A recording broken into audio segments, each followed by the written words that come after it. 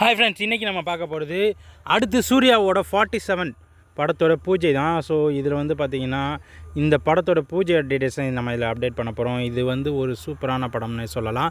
And then இதில் வழக்கம் போல் சூர்யா வந்து போலீஸாக நடிக்கிறதுக்கு வாய்ப்புகள் இருக்குன்ற மாதிரி சொல்கிறாங்க.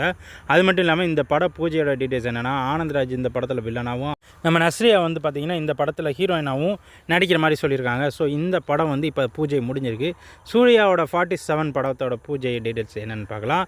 ஸோ படத்தோட பூஜை வந்து அவங்க ஏரியாவில் சூப்பராக நடித்து இது பண்ணியிருக்காங்க. இதில் வந்து நிறையா முக்கியமான நடிகர்கள் மட்டுமே ரொம்ப பங்கேற்றிருக்காங்க. சூர்யாவோட தம்பி, அதுக்கப்புறம் இந்த படத்தோட இசையமைப்பாளர், இந்த படத்தோட தயாரிப்பாளர், அதுக்கப்புறம் வந்து இதோட டைரக்டர். ஸோ இவங்க மட்டும்தான் வந்திருக்காங்க. இவங்க அம்மா வந்து பார்த்திங்கன்னா யார், சூர்யாவோட அம்மா வந்து ஃபஸ்ட்டு விளக்கேற்றி வைக்கிறாங்க.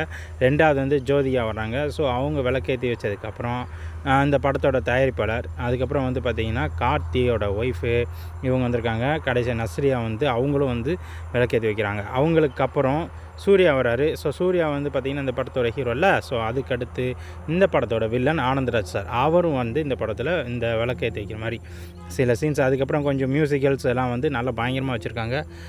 வழக்கம் போல் நல்லாவே பூஜையெல்லாம் இதாக சூப்பராகவே ஸ்டார்ட் பண்ணியிருக்காங்கன்னு சொல்லலாம். இந்த படம் ஒரு போலீஸ் அதிகாரியோட டீட்டெயில்ஸ் வழக்கம் போல் தான் வச்சு மையப்படுத்தியிருக்காங்கன்னு சொல்லலாம். எல்லா பூஜையிலையும் வந்து பார்த்திங்கன்னா பூ மாலை தான் போடுவாங்க. இந்த படத்தில் தான் என்னன்னு தெரியல, எலுமிச்சை மாலையை போட்டு வச்சுருக்காங்க. சரி, ரைட், ஓகே.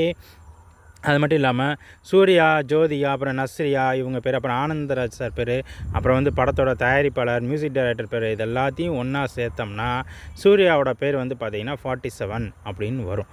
ஸோ இந்த இதை வந்து இவங்க இந்த படத்தில் அனௌன்ஸ்மெண்ட் பண்ணியிருக்காங்க யார் யாரெல்லாம் இருக்காங்க அப்படின்ட்டு. ஸோ இந்த படத்தோட பூஜை முடிஞ்சிருச்சு.